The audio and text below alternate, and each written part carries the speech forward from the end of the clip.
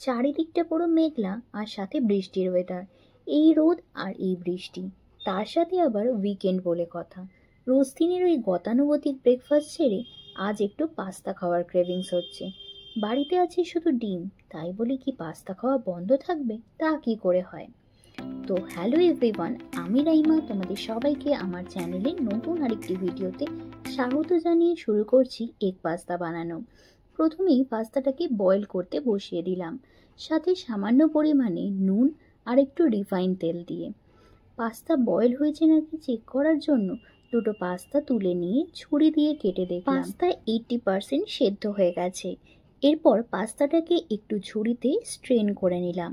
তারপর আরেকটা কড়াই বসিয়ে তাতে পরিমাণ মতো তেল দিয়ে ডিমটাকে ভেজে ঝুড়ি করে নিলাম। এরপর কড়াইতে সামান্য পরিমাণে বাটার দিয়ে দিলাম। তোমরা চাইলে পুরোটা তেল দিয়েই করতে পারো, বাট বাটারের সাথে রসুন আর লঙ্কা ভাজার স্মেলটা খুব ভালো আসে, যেটা আমার খুব ভালো লাগে। তারপর পেঁয়াজ কুচিগুলোকে দিয়ে দিলাম। এরপর পেঁয়াজ হালকা ভাজা ভাজা হলে পাস্তা সস দিয়ে দিলাম। তার সাথে একটু সোয়া সসও অ্যাড করে নিলাম। তারপর সামান্য কর্নফ্লাওয়ারকে জলে গুলে সেটাও দিয়ে দিলাম। তারপর গ্রেভিটা একটু ঠিক হলে ওর মধ্যে বয়েল পাস্তাগুলোকে দিয়ে দিলাম। তারপর এক এক করে স্ক্র্যাম্বল করা অর্থাৎ ডিমের ঝুড়িটাকেও দিয়ে দিলাম।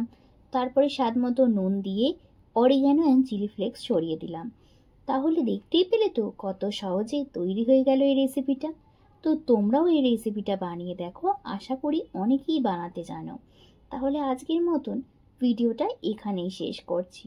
আবার ফিরে আসবো নতুন কোনো দিন নতুন কোনো ভিডিওর সাথে। তাহলে আজকের মতো বাই।